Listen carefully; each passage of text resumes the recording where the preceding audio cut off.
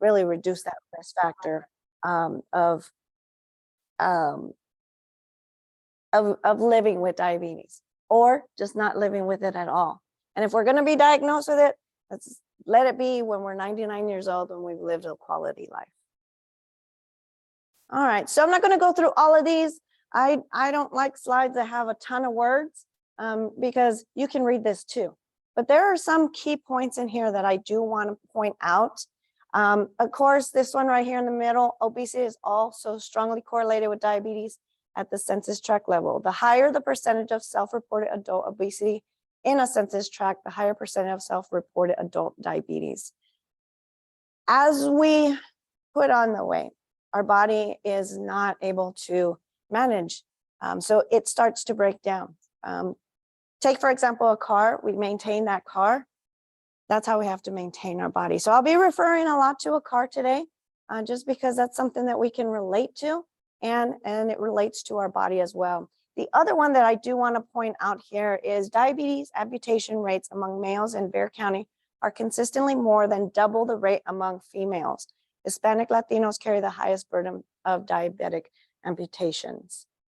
The ramifications, the consequences of unmanaged diabetes is one of those is amputations. So what we look at is how to manage and not have to get to that point. A diagnosis doesn't mean the end of the world. It just means a wake-up call. Let's figure it out. Let's work with each other, your doctor, our community partners like Metro Health, to figure out what can I do to start managing it so I don't get to this point. The youngest individual that has been diagnosed with type 2 diabetes in San Antonio has been a 4-year-old child. And that is not type 1. We'll discuss the difference between type 1 and type 2, but type 2 is as the body starts to wear down. So a 4-year-old child has been the youngest in San Antonio to be diagnosed. What does that mean? A lot of the modifiable risk factors were not met. They can modify that. And so to prevent us getting a diagnosis of diabetes younger is all in that management. And we'll talk about how we can manage that and not get it, or manage it to where we're living a quality life with it.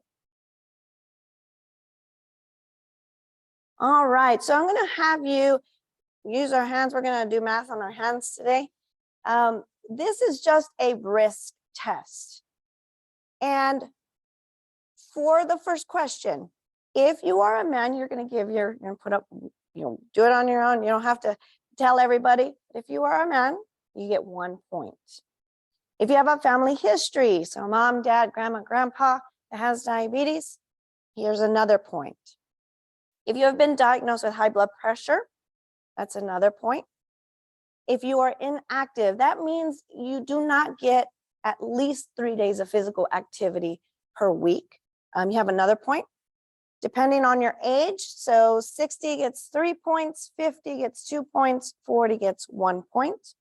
And lastly, if you are overweight, if you are very overweight, you get 3 points, moderately 2 points, and somewhat 1 point. So you don't have to share your number with individuals, you don't have to share with me, but if it is a 5 or higher, you're at a higher risk of developing type 2 diabetes. Then you may be at risk for pre-diabetes. You might be at risk for pre-diabetes first, or that's the first part. And then, but it can be reversed, and we talk to our doctors of how we do that. But we also reach out to any public health, community health worker. We are here to make sure that you have that knowledge to reduce that risk if you have not been diagnosed already. All right, so how do the doctors determine where you're at? We have our nice little guide here, and this is your road to type 2 diabetes. These are the normal ranges. These are 3 different tests that your doctor may do. If you have said, you know what, I just don't feel good, or they do a regular test on you, your annual blood work, we're gonna start with our first one, our A1C test. So down here, we have the different types of diabetes here, not type 1, but we have their norms. Okay, the norms for an A1C test. Does anybody know what an A1C test is? Yes? All right. So if you've been to your doctor to do your annual blood work, they may have run an A1C test. This is actually called a hemoglobin A1C test. The hemoglobin A1C test will measure in one blood cell how much sugar is in that blood cell. So the percentage that you get, we can see right here, we have a 5.7%, 5.7 to 6.4, or 6.5 and above.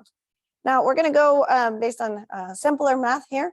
If a doctor tells you it's at 10%, we know that about 10% in that little pie of that blood cell is sugar. So what does that mean? That means that that blood cell is 10% of sugar and the rest of the nutrients that need to get to the organs that are vital for our survival. So the less amount of sugar, the better, right? Let's think of a hose. If that hose is 10% filled with sugar and we turn on the water, it's going to have a harder time getting through that water hose. So it really depends on this number, how much sugar is going through our blood system, making it a little more difficult to get the nutrients to our vital organs. So we look on the A1C test, the low 5.7 is where you want to be, 5.7 and below. A diagnosis of prediabetes is 5.7 to 6.4, and a diagnosis of diabetes would be the 6.5. This test right here can be done annually, 6 months, 3 months, depending on what the doctor wants to see you. If it's a higher number, so if you are at a 10%, they will probably see you in that 3 months. A blood cell will live for 3 months. And so that's why they do it at least 3 months to see where that is. Okay? And it's kind of it rotates, right? So these blood cells are done. They go on to the other ones. Has that sugar continue to stay? So when we look at this one, the A1C test, it is not based off of what you've just eaten. It is based off of the 3-month cycle of a blood cell. Okay? Now you have your middle ones here, your fasting blood sugar test. The cool glucometers that you just got, you can do this morning, night. You can do this after a meal, preferably 2 hours after that meal, to get a gauge of what your blood sugar is. Now this will represent in that time frame. So if you go to a health fair and it's you go at 9 in the morning, you've been fasting, what it will take is what you've eaten that night. This is not a 3-month window type of test. It's an instant test between that 24 hours. So could you get a 6.5 here and a 95 here? Sure you could, because this middle one right here will be that 24-hour window or what you've just eaten. So you're looking at this one, 99 or below for your norm, 100 to 125, which is where you probably will be for prediabetes, 126 and above for diabetes. And the last one is a glucose tolerance test. You could actually do this on your own. We had a training last year, and one of the nurses, a diabetes educator, said that she actually did this with her kids, took them to Dairy Queen, said, you know what, eat anything you want, get the most sugar that you want. I'm going to see what that glucose tolerance is. Now, in a medical setting, they will give you the glucose tolerance juice, right? And it's a little nasty, right? If you've done it before, it's a little nasty. But it's going to see how your body reacts in that moment. And then they will do this test here. So for 140 below is a norm. 140 to 199 is designating a prediabetes range, and 200 or above would be a diabetes range. Now, what that nurse did, she actually went and did this with her kids, was very shocked when her son's sugar was at 600. But she said, "Did you go wash your hands?" He did not wash his hands. There was ice cream on his hands. And so we'll go over why it's important to do those particular things, is because if there's sugar on the hands, so she went to go wash them, make sure, did it again, and it was at 120. Reflective of what it should be around, because he just ate a really high sugary drink, right? So these are just the basic guidelines of how to know what range. Your doctor will continue to monitor you depending on if it's at 3 months, 6 months, a year. If you're in a normal range here, they might just say, you know what, let's look, let's get you back in a year. If we're up above, we might do it the 3 months, 6 months, and then depending on where you're at the next time, they might do it either more often or a little later. All right, so when we talk about prediabetes, this is just giving you a heads up. Hey, there's something wrong. We're not in the range that we should be. And so again, blood sugars will be in that higher range, then it'll be above that 100. And then more than 1 in 3 adults in the US have prediabetes. Here in San Antonio, you're looking at 1 in 7 that have prediabetes. So it's right in that range with diabetes. So it's a wake-up call, right? It's still on that range of getting to diabetes, but we can manage. How do we change the lifestyle to reduce that risk of getting a diagnosis of diabetes? Yes, sir. Mm-hmm.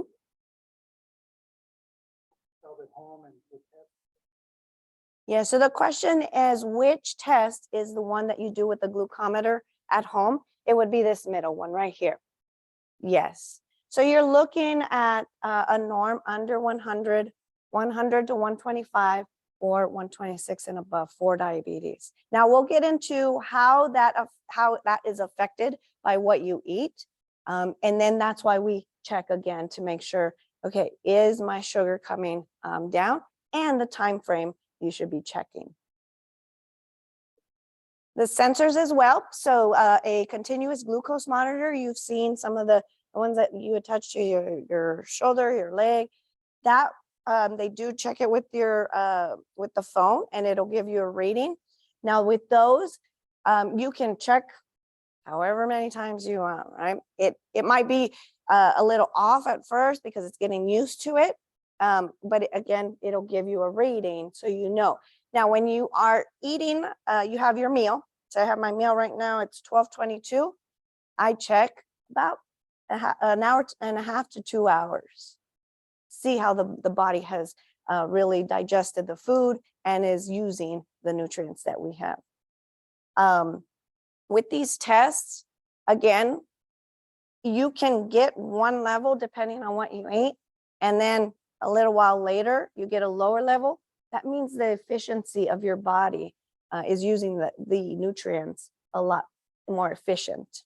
Okay, so if we do go up above 100 after we've eaten, again, you want to be aware of that. And that's what these glucometers are really there for, is to be aware. Thank you for the question. All right. So before we go into type 2 diabetes, I want to briefly go over type 1 diabetes.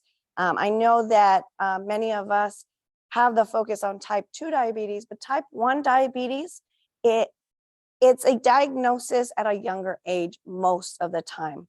Type 1 diabetes is when your pancreas does not produce the insulin it needs to break down that sugar from the bat, right off the bat. Okay? So it's not working efficiently from the start. With type 2 diabetes, as you see, the body can't use insulin properly. So because over time we have run down our organs, not only our pancreas, but the liver, kidneys, and we'll talk about how that gets affected later on. It can develop at any age. As I mentioned, our 4-year-old individual. Most cases can be prevented. In adults, type 2 diabetes accounts for approximately 95% of all diagnosed cases of diabetes. So as we age, just like a car, and I mentioned I'm going to refer to that car, it wears down. So that's where we have to make sure that we are fueling it properly. We're maintaining it, getting the tires checked, rotating our tires, all those little things that we do to a car, we do to ourselves. And then more than 5,000 youth diagnosed each year in 2011 to 2012. This is outdated, right? So as we see our kids get a little heavier, more overweight, they're in that stage of more of obesity, it's wearing down their organs. And so that's where we are actually working with the American Diabetes Association. The Parks and Recs department will be delivering the American Diabetes Association program this summer. We are hoping to serve over 4,000 kiddos with that program because it is imperative to stop it now before it is too late. Kids diagnosed earlier on in life will see the repercussions sooner. So those amputations you see within 5 years, as opposed to an adult, say in their 40s, they will see their ramifications like amputations, blindness, they will see later. So they have a little bit more time before they get to those consequences of diabetes. So the earlier, the sooner you see the consequences, the later in life, you see them later. But otherwise, you definitely want to manage it if you get diagnosed so that we don't even have to deal with blindness, amputations, any of those consequences of diabetes. So risk factors that are non-modifiable. Our age, can't modify that, right? Unfortunately, we age every year. Our family history, so those genes that we've been passed down, and our race, those are non-modifiable, right? So if we know we have those stacked against us already, what are we doing for the modifiable, which are reducing our risk of being overweight, increasing that physical activity if we have a lack of physical activity, smoking as well. I will add in there our nutrition, that's modifiable as well. What are those lifestyle changes that we can incorporate so that we do not put that against us along with those unmodifiable risk factors? Some of the type 2 diabetes symptoms, tired. I know we're always tired because we're always working, but out of the norm, right? We know our norm. It's a busy season. I'm going to be a little more tired, but out of the norm, right? What does that look like? Always hungry, frequent infections, sexual issues, numb or tingling in our hands and our fingers or our feet, sudden weight loss, being thirsty, frequent urination, wounds not healing, or blurry vision. And you could probably say, you know what, I've had these just yesterday. Again, it's being aware of those, documenting them, right? If you start to see certain things that aren't normal, document it. Whether we have it in a note in our phone, we always have our phone, we document it. This was just not normal. My eyes were just not, they were a little blurry today. And I'm not ready, I'm not up for another checkup, right? With the eye doctor. Certain things you will notice that just don't add up. And so documenting that so you can go to your doctor and say, these are not normal for me. Can we do some tests? The biggest thing here, if you are always drinking water, more likely you're going to the restroom, right? Again, but noticing, if I'm used to drinking 3 of these in a day, and I went down to drinking 1, but I'm still going to the restroom as if I was drinking 3, something is not right. Right? So it's recognizing and understanding our own body to make that connection. Is there something wrong? Or you know what? Yeah, I drank 3. I should be going to the restroom a lot more often. It's the same thing with a car. You hear a noise? Oh, that's not right. What's going on? Let me take it into the mechanic. Or you say, well, I'm going to turn off everything. Is it still doing? Oh, it's still doing it. Let me take it into the mechanic.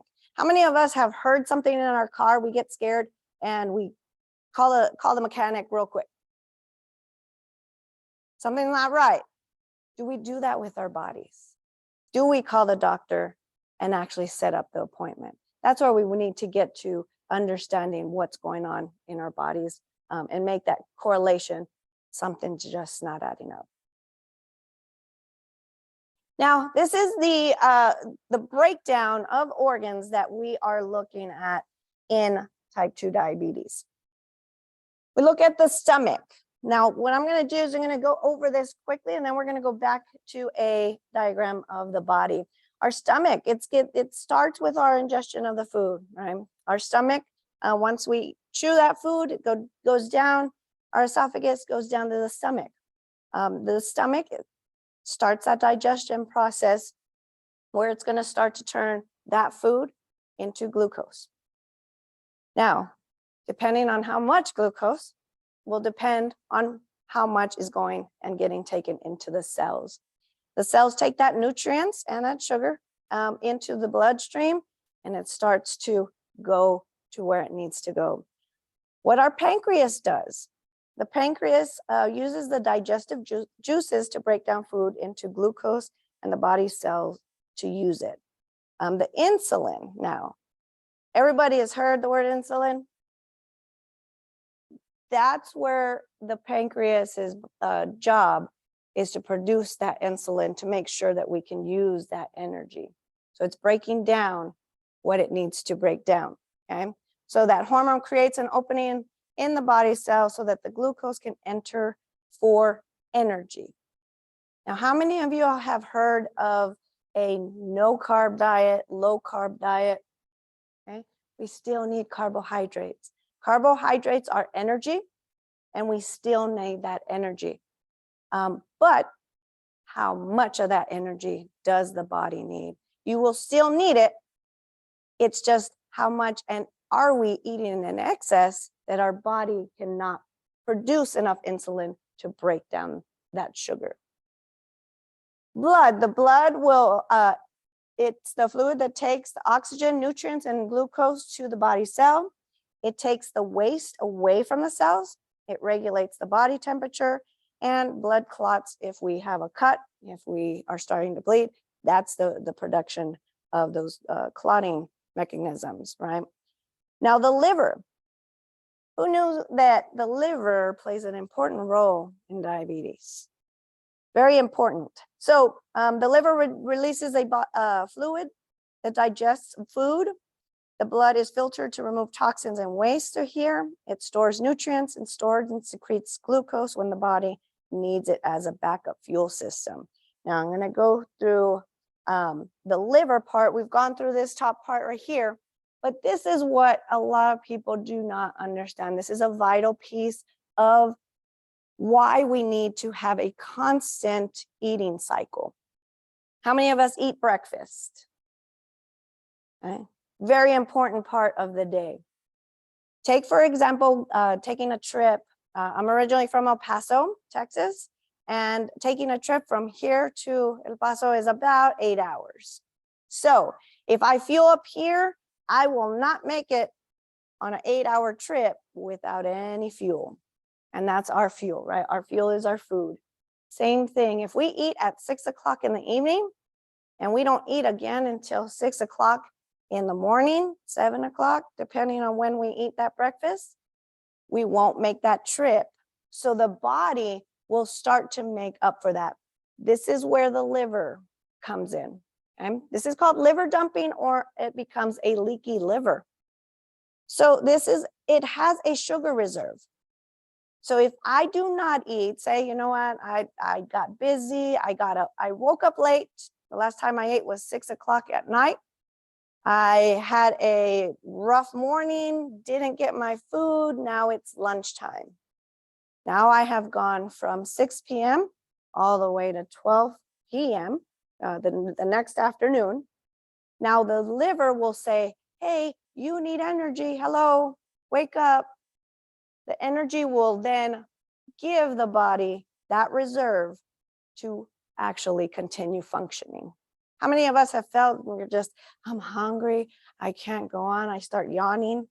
The body's telling you. The body's telling you, hey, we need food, we need food. If you do not get that food, the liver will provide that because our bodies are amazing machines that will regulate themselves. Unlike a car, if I go from here to El Paso, it's not making it to El Paso. So I have to stop maybe about Fort Stockton the most and fuel up so that I can continue. The car does not have a reserve. Once you're done, you're done. The body has the liver. Now, once we continue doing that over time, not eating breakfast, running late, not eating for 12 to 16 hours, this will become a leaky liver because it doesn't know when to stop. And so this is why if an individual checks their blood sugar, say they do check, or their meal is at 6 p.m., they check their sugar before bed at 9:30, 10 o'clock, and then it is lower than checking it in the morning. We weren't fueled enough, and the liver starts to dump a little bit of that sugar to maintain that energy. So that's a cool part of the body that continues to work so that you can remain at a homeostatic level. It wants to be at a normal state, and this is the way it does it. It's an amazing, amazing machine that will regulate itself. We just have to know when to support it and not overdo things. So here is the actual diagram. Again, the food enters, the food is transformed into glucose. The glucose will enter the bloodstream here. The mechanism of diabetes is that now there is too much insulin, there's too much sugar, and there's not enough insulin to really break down the sugar. Okay, so that's the difference in when you have diabetes, is the insulin is trying to make up for that it's not getting rid of, it's not using the sugar properly. The insulin is unable to open cell walls to get rid of that sugar, and then low amounts of glucose enter the cell, remain in the blood system. Going back to our A1C test, it sticks to that and is not filtering it out enough. Just like a hose, if we put a bunch of sand in there, we're not going to be able to get any of that sugar out to get to the cells that need it. And it's not working efficiently. So how do we do this? How do we, how does the body get used, or how does the sugar, how is it used, and how does it affect our body? So it can be affected through our food, our physical activity, our stress, our diabetes medication, and alcohol. So when we look at our food, we definitely want to eat in this type of manner. How many of you also have seen the food plate, my plate? Right? We definitely want to get our vegetables. We want to do vegetables, fruits in here as well, making it half your plate. We want a carbohydrate, which can be a starch here, some potatoes, a bread, and then our protein here. Now, there has been research done that the order in which you eat your foods really affects the distribution of insulin. When we eat our protein first, so say you're having a piece of chicken, eating that chicken first will start to prepare the body to say, oh, here comes the food. Now it's going to release that insulin at a slower rate, and then incorporating our vegetables and our carbohydrates, because now the carbohydrates haven't gone into the body, the sugar hasn't gone into the body, and then it starts quicker. So it starts to prep the body depending on that order of which we eat our foods. But healthy eating can definitely be one of those modifiable risk factors there that we can start to make those changes a little bit at a time. What we tell our participants in our programs is that you do not have to cut out everything. It is fiesta. There are tons of tacos, chicken on a stick, anything and everything you can imagine, right? We are not going to tell you, do not go to fiesta and enjoy yourself. But how often do we do it? And how much are we doing it? Key questions there. Physical activity, incorporating physical activity. We want to be doing some flexibility, basic stretches here, stretching up, getting the muscles moving, about 10 minutes without stopping every day, right? Giving you something to move the body. Moving the body will incorporate in that process, you're using that energy. Just like a car, if I leave the car, fill it up, I don't move it, the energy is not getting, that fuel is not getting used. If I use the car, I still have to move, I still have to put more fuel. It's if I were to fill a gas tank and let it keep filling and not moving, it's gonna spill out. Strength training, this is resistance training, weightlifting. We will not become Arnold Schwarzenegger if we lift weights, okay? The importance of strength training is building the muscle around our bones and our joints so that we can make sure that we are also using that energy through strength training, but also reducing our risk of broken bones and osteoporosis later on in life. Endurance or aerobic activity. We want to do at least 30 to 40 minutes most days of the week.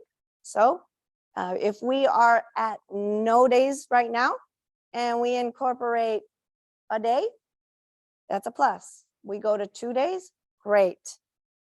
Again, our participants know we are not asking you to run a marathon. We're asking you to incorporate these at small increments if you are at none right now. You can't do it all at once. So incorporating these to make those changes will assist in using that sugar properly. Mental health and stability. So breathing exercises, meditation, prayer, self-awareness, adult coloring books, self-care, and rest. Rest, rest, rest. We have to rest the body. Again, I cannot take a car from here to, say, California now without it resting. Something will start to creep up and something will start to go wrong with that car. Same thing with our bodies. Our bodies need rest to recover and recuperate. So managing diabetes here.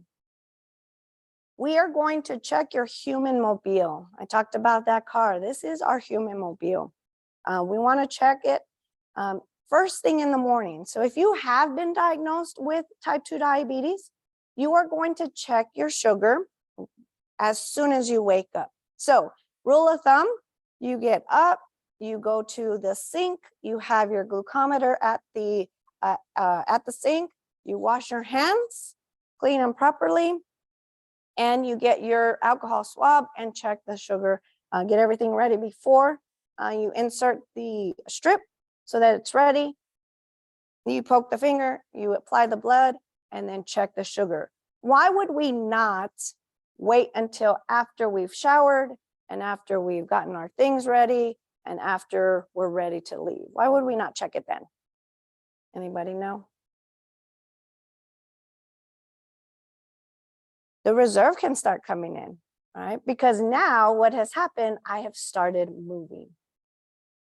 I get ready, go to shower, I'm getting ready and do my hair, do my makeup. This is movement. I'm using sugar.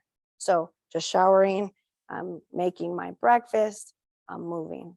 So now the body says, hey, I'm hungry, I need nutrients, and I will start. Now you have a different reading. And try it. And that's the best thing about having a glucometer is being aware and seeing, trial and error, right? I got up, I did my thing. Now it is a little higher than when I actually checked it right off the bat. You want to do it before any meal, and then 2 hours after the meal. You can do it right before you go to bed. and when you feel signs of low or high sugar levels. When in doubt, something's not right, check that sugar. You also want to look at the ranges. We went over these. So at a fasting, you're anywhere between 70 and 110. That's the American Association of Clinical Endocrinologists. For the ADA, they have a different range. Endocrinologists would love for your sugars to be right here. Why? Because it's using the sugar efficiently. Now, the American Diabetes Association knows where we're at in our world. And so 70 to 130 is probably a good range for individuals that have seen higher sugars, but you do want to keep it under that. Before your meal, you're looking at anywhere between 70 to 140. And mind you, these are for individuals with diabetes. And then 2 hours after the start of your meal, you want it below 180. Now, you will see individuals that will have blood sugars when they're checking with their glucometer that will be over 300. The highest I've seen is not registered because it can't pick up the actual blood sugar. The highest that I've actually seen has been 650. This means that there's a lot of sugar that is not getting broken down by the insulin. The insulin is just not working to reduce that amount of sugar. So it can be really scary to know that having in this range, this is where you want to be, less than 2 hours of your meal, and it's at 600. And that's the reality of the state of diabetes in our community. So the things you have to watch out for are, of course, hyperglycemia. So that's when our sugars are at a higher level. Some of the causes can be stress, being sick, eating too many carbohydrates, a nice big banana split from Dairy Queen, that will raise that sugar in them. We have a lack of insulin or insulin resistance, and you will hear that it's resistant, right? Because it is getting overwhelmed and it cannot produce enough insulin to break down that energy that we're putting in the body. Forgetting or not taking your medicines. Medicines are crucial in maintaining our blood sugars as well. It is a chemical, and so knowing the risks of how long you're taking that medication. Whenever we take medication for anything, the risks of having those symptoms really come out, right? And so however long we are consuming those medications, the ramifications and consequences can add up, which we can do away with those medications by managing through our nutrition, our physical activity, mental health, and our rest. And then our liver, as the body's backup reserve, can release more glucose into the blood when a person has not eaten for a long period of time. So it's critical maintaining that routine of eating. I know sometimes we get busy, I can't get to my food, and this will cause a gap in there. Some of the warnings, you'll feel tired, thirsty, blurry vision, needing to go to the restroom more often. Some of the ways to maintain this or to negate this is to drink water. Always have a cup of water around with you. Walking. If you get a higher reading, take a walk. Just a 10-minute nice walk. We're not running a marathon. 10 minutes, come back, check it, see if it's lowered it. You're using that energy. Managing your stress, making sure you get enough sleep, and always, always, always speak to your healthcare team. You are paying for their service. Make sure that you take all of the notes that you have so that you are really having them understand what is going on. And don't ever lie to your physician. Make sure they know everything that is happening. Something that is not normal for you, explain that to them as well. All right, so hypoglycemia. Hypoglycemia is when you have a low blood sugar. This might be caused by eating less than normal, taking too long between meals, skipping meals. If you start to become more active and you've already been on some medication, you become more active, you're changing your eating habits. Now with the medication, it can go the opposite way. And now we're having to struggle with a low blood sugar. You might feel shaky, nervous. You might have clamminess. You're irritable or impatient.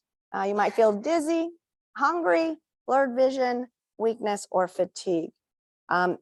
If you've already been diagnosed and have been on insulin as well, sometimes more insulin that you've given yourself will also bring down that sugar to a point where you shouldn't be. So it's a balance, right? And finding what works for you. Each one of us could eat the same meal, do the same 10-minute walk, and we all have a different reading. Or we feel differently because we are all individuals and it works differently in each one of us. So in order to, you get a low blood sugar, it's the rule of 15-15. So 15 grams of carbs for 15 minutes. So if you have been diagnosed with diabetes, you will have heard of glucose tabs, a gel tube. Those are, we did have a participant say, you know what, I don't want any of this in my house. I don't want a soda. I don't want the sugar. I don't want it in the house because I'll eat it. How can I be on the lookout if I have a low sugar? What can I have in the house on hand just in case? Right here, take those 4 glucose tabs or a gel tube. The gel tube is not something you want to just, have as a candy or anything. So it's a good option to have in the house just in case. Again, you'll want to wait for 15 minutes after you've taken or ingested any of these. So half a cup of soda. You want to drink actual soda, not a diet soda, because you need that sugar from that. A tablespoon of honey or 3 pieces of hard candy. This, again, you'll want to wait that 15 minutes, but that is where you want to monitor. Again, you might be poking yourself a little bit more, or if you have that glucose, that continuous glucose monitor, you can check that out. So complications we've discussed, blindness, kidney failure, heart disease, stroke, loss of toes, feet, or legs. This is because the efficiency of our blood is not getting to those organs to work properly. The nutrition is super huge in recovery of anything. So that's why it's so important for individuals with diabetes to check their feet, because that's the furthest from the nutrients going to their feet.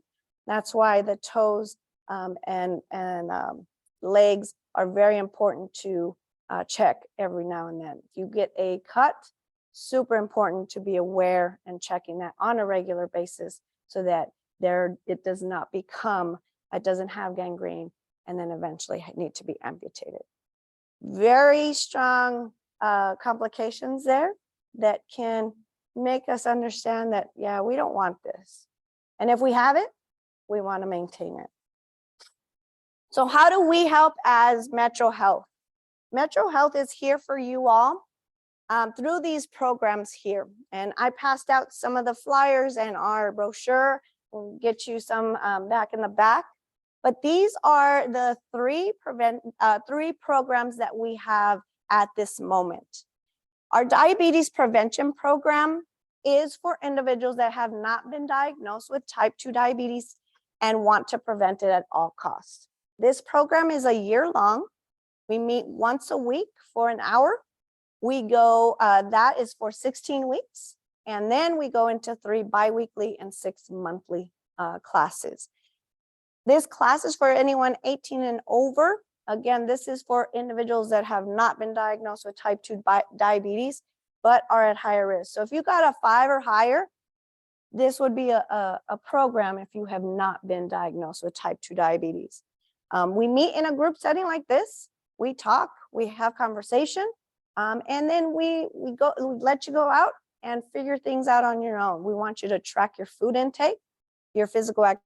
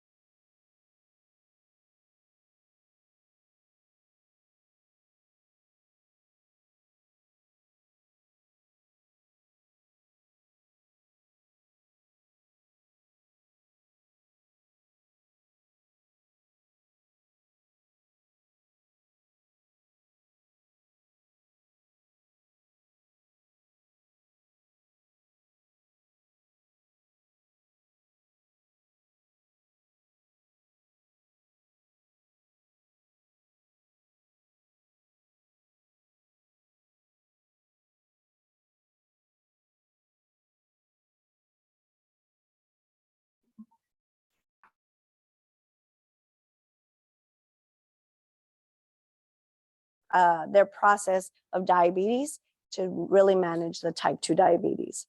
So those are the 3 programs we have right now, all offered at no cost to the individuals. Uh-oh. Okay. Uh-oh. So those are the 3 programs that we have. Oh,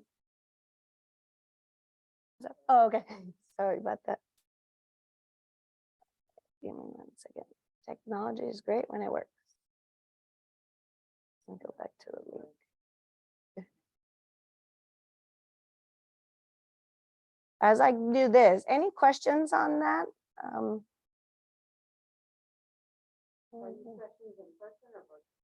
So right now we do have classes coming up in person. We also have classes that are hopefully coming up in virtual as well.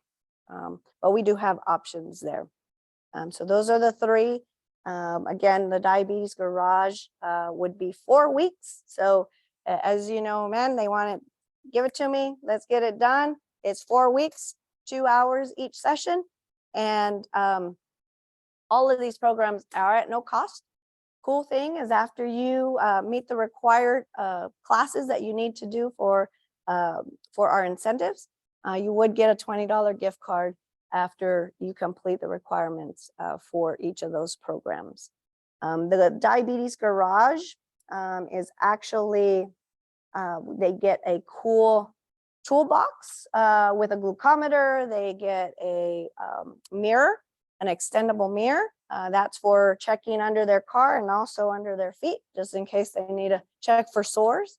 And then some other cool things, a notebook, the strips.